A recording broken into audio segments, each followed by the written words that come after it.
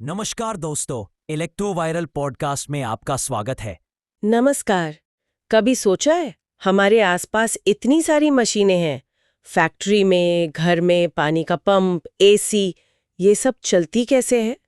मतलब लगता तो है कि सब में एक जैसी ही मोटर लगी होगी, पर असल में ऐसा नहीं है।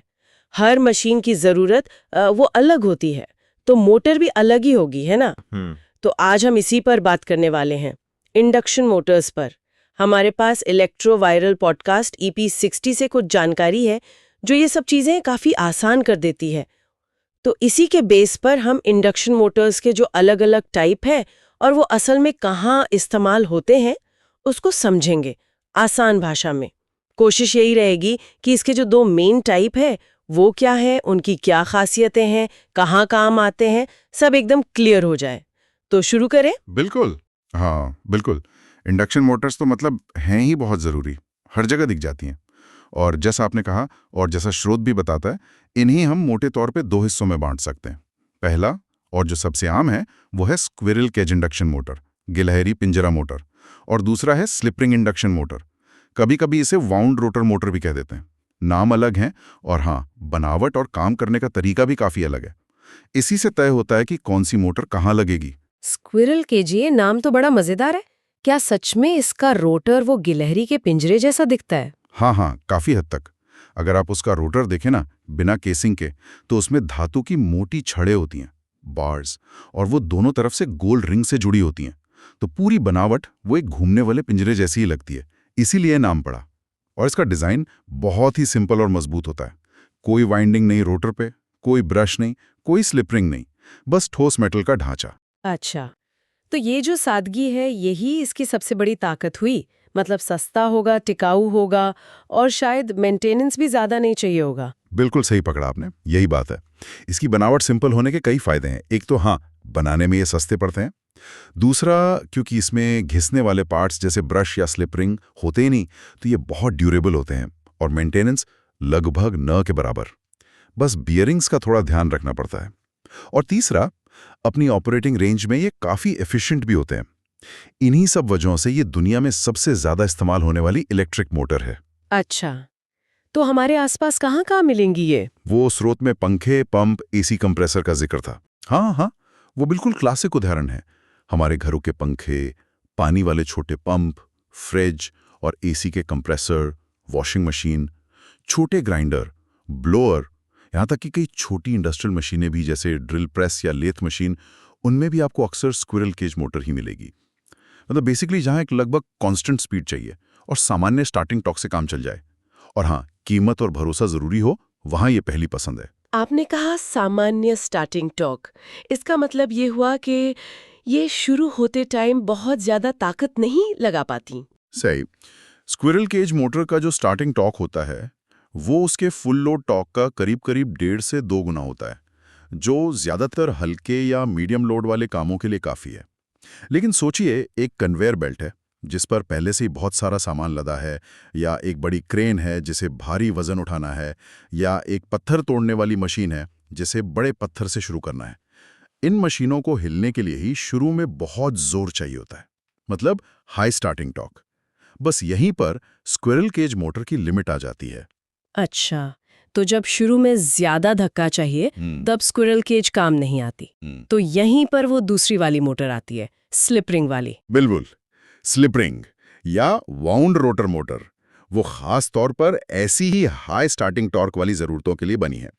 इसकी बनावट स्क्विरल केज से काफी अलग है, थोड़ी कॉम्प्लेक्स भी है। इसके रोटर में पिंजरे जैसी छड़ें नहीं होती, बल्कि प्रॉपर वाइंडिंग्स होती हैं। तार लपेटे हुए होते हैं, जैसे स्टेटर में होते हैं। और इन रोटर वाइंडिंग्स के जो सिरे हैं वो बाहर निकले होते हैं और शाफ्ट पर लगी 3 स्लिप रिंग से जुड़े होते हैं। स्लिप रिंग्स ये क्या करती हैं? ये स्लिप रिंग्स वो घूमने वाले रोटर और बाहर के सर्किट के बीच एक इलेक्ट्रिकल कनेक्शन बनाती हैं, कार्बन ब्रश के जरिए। ये ब्रश उन रिंग्स पर टिके रहते हैं और रोटर घूमता रहता है, पर कनेक्शन बना रहता है। और इस कनेक्शन का सबसे बड़ा फायदा ये है कि हम रोटर सर्किट में बाहर से एक्स्ट्रा रेजिस्टेंस जोड़ सकते हैं, प्रतिरोध। आमतौर पर एक वेरिएबल रेजिस्टेंस बैंक लगा होता है। एक मिनट, बाहर से रेजिस्टेंस जोड़ने से स्टार्टिंग टॉर्क कैसे बढ़ जाता है? ये थोड़ा इंटरेस्टिंग है, समझाएंगे? हाँ, ये समझना जरूरी है।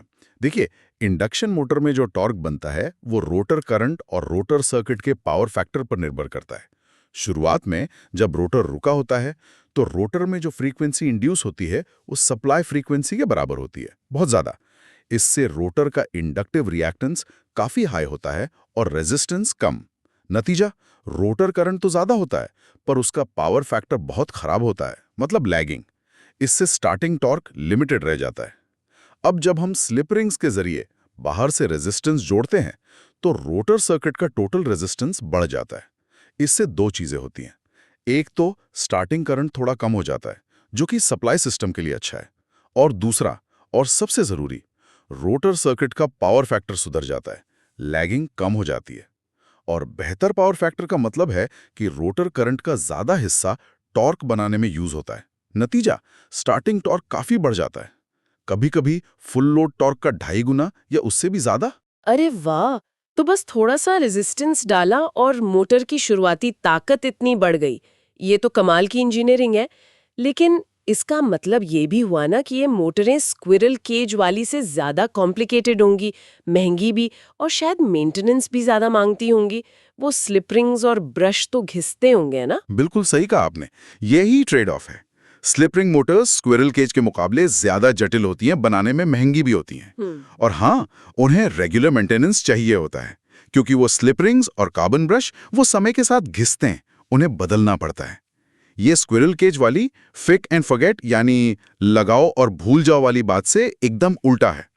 लेकिन जहां हाई स्टार्टिंग टॉर्क चाहिए हो या स्पीड कंट्रोल की जरूरत है, वहां ये एक्स्ट्रा खर्चा और मेंटेनेंस ठीक लगता है, जायज हो जाता है। Speed control? आपने उसका भी जिक्र किया, वो कैसे होता है इसमें? हाँ, वो जो बाहर से रेजिस्टेंस जोड़ा ना, उसका एक और फायदा स्पीड कंट्रोल भी है। रोटर सर्किट में रेजिस्टेंस की वैल्यू को बदलकर मोटर की स्लिप और इस तरह उसकी स्पीड को कंट्रोल किया जा सकता है। रेजिस्टेंस बढ़ाएंगे तो स्लिप बढ़ेगी और स्पीड कम होगी। हालांकि यह स्पीड कंट्रोल का सबसे एफिशिएंट तरीका नहीं माना जाता, क्योंकि रेजिस्टेंस में काफी पावर लॉस होता है हीट बनकर। लेकिन कुछ जगहों पर यह काम आता है, खासकर जहां कम स्पीड पर थोड़े टाइम के लिए चलाना हो, जैसे क्रेन या हॉइस्ट में। अच्छा, तो इसके मेन इस्तेमाल कहाँ हुए? वो स्रोत में बड़े कन्वेयर, हॉइस्ट, मिल का जिक्र था। हाँ, वो टिपिकल एप्लीकेशंस हैं। बड़ी इंडस्ट्रियल कन्वेयर बेल्ट्स, खासकर जिन्हें लोड के साथ ही स्टार्ट होना पड़ता है। भारी सामान उठाने वाली क्रेन और हॉइस्ट, जहां स्मूथ स्टार्ट और कुछ हद तक स्पीड कंट्रोल जरूरी है। बड़ी बॉल मिल्स, सीमेंट प्लांट की किल्न, स्टील रोलिंग मिल्स, बड़े कंप्रेसर और पंप, जिन्हें हाई इनर्शिया लोड के साथ शुरू होना होता है। माइंस में जो वाइंडर्स यूज होते हैं, मतलब कोई भी ऐसी एप्लीकेशन जहां मोटर को बहुत भारी लोड के अगेंस्ट स्टार्ट होना है या जहां रोटर रेजिस्टेंस से स्पीड कंट्रोल चाहिए। तो अगर दोनों की तुलना करें एक बार, स्क्विरल केज सिंपल, सस्ती, कम maintenance, normal starting torque, speed control मुश्किल, ज्यादातर हल्के से मीडियम लोड के लिए, और स्लिप रिंग कॉम्प्लेक्स, महंगी, ज्यादा maintenance, high starting torque, speed control possible, भारी लोड और स्पेशल इंडस्ट्रियल जरूरतों के लिए। क्या ये सही समरी है? हाँ, ये एक बहुत अच्छा तुलनात्मक नजरिया है। बिल्कुल सही। ये दिखाता है कि कैसे एक ही बेसिक प्रिंसिपल यानी इंडक्शन पर बेस्ड होते हुए भी डिजाइन में थोड़े से बदलाव से बिल्कुल अलग कैपेबिलिटी वाली मोटरें बन जाती हैं, जो अलग-अलग इंजीनियरिंग चैलेंज को सॉल्व करती हैं। अच्छा, और स्रोत में सिंगल फेज और 3 फेज का भी जिक्र था। ये कैसे असर डालता है मोटर के चुनाव पर? क्या ये सिर्फ सप्लाई का टाइप है या इससे मोटर की परफॉर्मेंस भी बदलती है? नहीं, ये सिर्फ सप्लाई का टाइप नहीं है, ये मोटर की कैपेसिटी और डिजाइन से भी जुड़ा है। जैसा स्रोत ने बताया, सिंगल फेज सप्लाई आमतौर पर हमें घरों में और छोटे कमर्शियल जगहों पे मिलती है। तो सिंगल फेज इंडक्शन मोटर्स कम पावर के लिए बनती हैं, आमतौर पर कुछ किलोवाट्स तक ही। एक और जरूरी बात, single phase induction motor self starting नहीं होती। उन्हें स्टार्ट करने के लिए कोई बाहरी तरीका चाहिए होता है, जैसे कैपेसिटर या एक एक्स्ट्रा वाइंडिंग। इसीलिए हमारे घरों में जो पंखे, छोटे पंप, फ्रिज वगैरह में स्क्विरल केज मोटर होती हैं, वो अक्सर सिंगल फेज टाइप की ही होती हैं। और 3 फेज, वो फिर इंडस्ट्रियल सेटिंग के लिए हुआ? हाँ बिल्कुल, 3 फेज सप्लाई इंडस्ट्रीज में और बड़े कमर्शियल यूज के लिए स्टैंडर्ड है। और 3 फेज इंडक्शन मोटर्स के कई फायदे हैं। पहली बात, ये सेल्फ स्टार्टिंग होती है, कोई बाहरी स्टार्टिंग मैकेनिज्म नहीं चाहिए, क्योंकि 3 फेज सप्लाई खुद ही एक रोटेटिंग मैग्नेटिक फील्ड बना देती है। दूसरी बात, सेम साइज के लिए ये सिंगल फेज मोटर से ज्यादा पावरफुल होती हैं। तीसरी, ये ज़्यादा एफिशिएंट होती हैं और इनका पावर फैक्टर भी बेहतर होता है। और चौथी बात, ये ज़्यादा स्मूथ टॉर्क देती हैं, वाइब्रेशन कम होता है। तो क्या इसका मतलब ये है कि स्लिप रिंग मोटर्स हमेशा 3 फेज ही होती हैं क्योंकि वो तो भारी लोड के लिए हैं? हाँ, आप कह सकती हैं। प्रैक्टिकली लगभग सभी slip ring Motors 3 phase supply के लिए ही बनती हैं, क्योंकि उनकी ज़रूरत ही उन एप्लीकेशंस में पड़ती हैं जहां 3 फेज पावर होती है और हाई पावर चाहिए होती है। स्क्विरल केज मोटर्स आपको दोनों में मिलेंगी, सिंगल फेज भी और 3 फेज भी। छोटी वाली सिंगल फेज और बड़ी industrial squirrel cage motors 3 phase होती हैं। तो हाँ, फेज का चुनाव सीधे सीधे जुड़ा है कि कितनी पावर चाहिए, लोड कैसा है और सप्लाई कौन सी उपलब्ध है। ये समझना वाकई बहुत जरूरी है। मतलब कोई इंजीनियर जब किसी काम के लिए मोटर चुन रहा होता है तो उसे सिर्फ टॉर्क और लोड ही नहीं देखना होता, बल्कि ये भी देखना होता है कि वहाँ पावर सप्लाई कौन सी है, कितनी पावर चाहिए, स्पीड कंट्रोल चाहिए या नहीं, मेंटेनेंस कितना कर सकते हैं, और हाँ, बजट कितना है। ये तो काफी सारी चीजें देखनी पड़ती हैं। हाँ बिल्कुल, मोटर का सिलेक्शन एक मल्टी डायमेंशनल फैसला होता है। इसमें टेक्निकल ज़रूरतें हैं, torque, speed, power, duty cycle, operational बातें हैं, एफिशिएंसी, रिलायबिलिटी, मेंटेनेंस, और इकोनॉमिक पहलू भी हैं, शुरुआती कॉस्ट, रनिंग कॉस्ट। गलत मोटर चुन ली तो हो सकता है मशीन ठीक से चले ही ना, बार बार बंद हो जाए, बिजली ज़्यादा खाए या जल्दी खराब हो जाए। इसीलिए इंडक्शन मोटर के इन टाइप्स और फेज के फ़र्क की गहरी समझ बहुत बहुत ज़रूरी है। और जैसा स्रोत ने इशारा किया था, ये सिर्फ फील्ड इंजीनियर के लिए ही नहीं, बल्कि जो स्टूडेंट्स हैं इलेक्ट्रिकल इंजीनियरिंग के, उनके लिए भी उतना ही जरूरी है। एग्जाम्स में तो पक्का इस पे सवाल आते ही होंगे। ओ बिल्कुल, यूनिवर्सिटी एग्जाम्स हों या कॉम्पिटिटिव एग्जाम्स, इंडक्शन मोटर्स एक कोर टॉपिक है। स्टूडेंट से अक्सर पूछा जाता है, स्क्विरल केज और स्लिप रिंग में फ़र्क बताओ, उनके टॉर्क स्पीड ग्राफ बनाओ, स्टार्टिंग के तरीके बताओ, स्पीड कंट्रोल कैसे करते हैं, फ़ायदे नुकसान क्या हैं, कहाँ इस्तेमाल होते हैं, सिंगल फेज और 3 फेज मोटर्स में क्या अंतर है, उनके चलने का सिद्धांत क्या है। ये सब सवाल बहुत आम हैं। ये तो इलेक्ट्रिकल मशीन के फंडामेंटल्स का हिस्सा है। तो ये जानकारी तो वाकई बहुत काम की है। चाहे कोई फैक्ट्री चला रहा हो या एग्जाम दे रहा हो, सही मोटर चुनना या उसके बारे में सही जानकारी होना दोनों ही केस में सक्सेस के लिए जरूरी है। हमने आज काफी कुछ कवर कर लिया लगता है। हाँ, काफ़ी बातें हो गई। हमने इंडक्शन मोटर के 2 मुख्य चेहरे देखे, एक जो अपनी सादगी और भरोसे के लिए जाना जाता है, स्क्विरल केज, और दूसरा जो मुश्किल हालात में अपनी ताकत और फ्लेक्सिबिलिटी के लिए, स्लिप रिंग। ये देखना वाकई दिलचस्प है कि इंजीनियरिंग कैसे ज़रूरत के हिसाब से हल निकाल लेती है। चलिए, तो आज की इस चर्चा को यहीं समेटते हैं। हमने इलेक्ट्रोवायरल पॉडकास्ट EP 60 के आधार पर इंडक्शन मोटर्स की दुनिया को देखा। हमने जाना कि ये मेनली 2 तरह की होती हैं, स्क्विरल केज सिंपल, सस्ती, ड्यूरेबल, जो आम घरेलू और हल्के इंडस्ट्रियल कामों में खूब इस्तेमाल होती हैं, और दूसरी स्लिप रिंग या वाउंड रोटर, जो ज़्यादा कॉम्प्लेक्स है, महंगी है, पर हाई स्टार्टिंग टॉर्क और स्पीड कंट्रोल देती है, इसलिए भारी इंडस्ट्रियल मशीनों के लिए बेस्ट है। हमने उनके डिज़ाइन के पीछे का लॉजिक समझा, उनके फ़ायदे नुकसान देखे और कुछ उदाहरण भी देखे, पंखे और छोटे पंप से लेकर बड़ी बड़ी क्रेन और मिल तक। साथ ही हमने सिंगल फेज और 3 फेज सप्लाई की इंपॉर्टेंस को भी समझा और ये कैसे मोटर के सिलेक्शन और कैपेसिटी पर असर डालता है। ये जानना वाकई प्रैक्टिकल और ज़रूरी है। हाँ बिल्कुल, और ये सोचना भी बड़ा दिलचस्प है कि कैसे सिर्फ रोटर की बनावट बदलने से मोटर का पूरा कैरेक्टर ही बदल जाता है। स्क्विरल केज अपनी फिक्स्ड, लगभग कांस्टेंट स्पीड के लिए जानी जाती है, जबकि स्लिप रिंग में कुछ हद तक स्पीड कंट्रोल मुमकिन है। लेकिन ये दोनों ही चलती तो इंडक्शन के प्रिंसिपल पर हैं, जहां रोटर हमेशा स्टेटर की मैग्नेटिक फील्ड की सिंक्रोनस स्पीड से थोड़ा पीछे ही घूमता है स्लिप के साथ। पर यहां एक सवाल उठता है मन में, क्या इंजीनियरिंग की दुनिया में ऐसी भी मोटर्स हैं जिन्हें बिल्कुल सटीक सिंक्रोनस स्पीड पर घूमना होता है?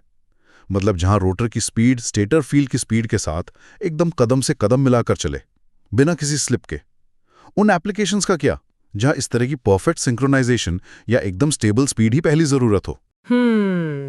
वो ज़रूरतें कैसे पूरी होती होंगी, ये सोचने वाली बात है। ये वाकई एक दिलचस्प सवाल है। शायद ये हमें मोटर्स की दुनिया में और आगे ले जाए। फिलहाल इंडक्शन मोटर्स पर इस गहरी बातचीत को यहीं रोकते हैं। उम्मीद है स्क्विरल केज और स्लिप रिंग के बीच का फर्क और उनके इस्तेमाल की तस्वीर अब सबके लिए काफी साफ हो गई होगी। तो दोस्तों, ये था आज का एपिसोड इलेक्ट्रो वायरल पॉडकास्ट का। अगर आपको ये जानकारी पसंद आया हो तो चैनल को सब्सक्राइब कीजिए और वीडियो को शेयर करना ना भूलें। जुड़ते रहिए इलेक्ट्रोवायरल के साथ, क्योंकि यही मिलेगी आपको इलेक्ट्रिसिटी से जुड़ी सही और यूजफुल नॉलेज। फिर मिलते हैं अगले एपिसोड में, तब तक के लिए नमस्कार।